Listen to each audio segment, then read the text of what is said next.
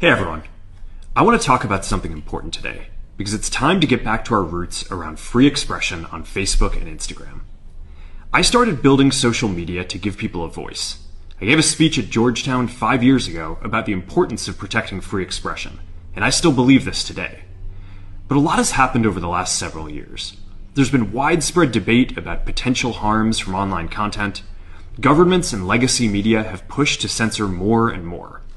A lot of this is clearly political, but there's also a lot of legitimately bad stuff out there. Drugs, terrorism, child exploitation. These are things that we take very seriously, and I want to make sure that we handle responsibly. So we built a lot of complex systems to moderate content. But the problem with complex systems is they make mistakes. Even if they accidentally censor just 1% of posts, that's millions of people.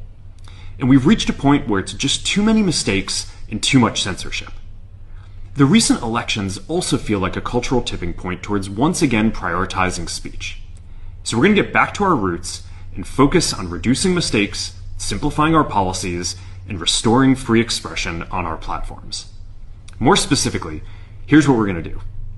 First, we're going to get rid of fact checkers and replace them with community notes similar to X, starting in the US. After Trump first got elected in 2016, the legacy media wrote non-stop about how misinformation was a threat to democracy. We tried in good faith to address those concerns without becoming the arbiters of truth. But the fact checkers have just been too politically biased and have destroyed more trust than they've created, especially in the US. So over the next couple of months, we're going to phase in a more comprehensive community notes system. Second, we're going to simplify our content policies and get rid of a bunch of restrictions on topics like immigration and gender that are just out of touch with mainstream discourse. What started as a movement to be more inclusive has increasingly been used to shut down opinions and shut out people with different ideas, and it's gone too far. So I want to make sure that people can share their beliefs and experiences on our platforms. Third, we're changing how we enforce our policies to reduce the mistakes that account for the vast majority of censorship on our platforms. We used to have filters that scanned for any policy violation. Now, we're going to focus those filters on tackling illegal and high-severity violations. And for lower severity violations, we're going to rely on someone reporting an issue before we take action. The problem is that the filters make mistakes, and they take down a lot of content that they shouldn't. We're also going to tune our content filters to require much higher confidence before taking down content. The reality is that this is a trade-off. It means we're going to catch less bad stuff, but we'll also reduce the number of innocent people's posts and accounts that we accidentally take down. Fourth, we're bringing back civic content.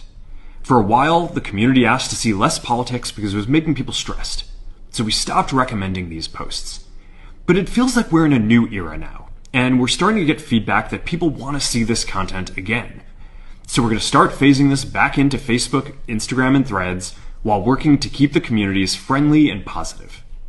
Fifth, we're going to move our trust and safety and content moderation teams out of California, and our US-based content review is going to be based in Texas. As we work to promote free expression, I think that it will help us build trust to do this work in places where there is less concern about the bias of our teams. Finally, we're going to work with President Trump to push back on governments around the world that are going after American companies and pushing to censor more. The US has the strongest constitutional protections for free expression in the world. Europe has an ever-increasing number of laws institutionalizing censorship and making it difficult to build anything innovative there. Latin American countries have secret courts that can order companies to quietly take things down. China has censored our apps from even working in the country. The only way that we can push back on this global trend is with the support of the US government. And that's why it's been so difficult over the past 4 years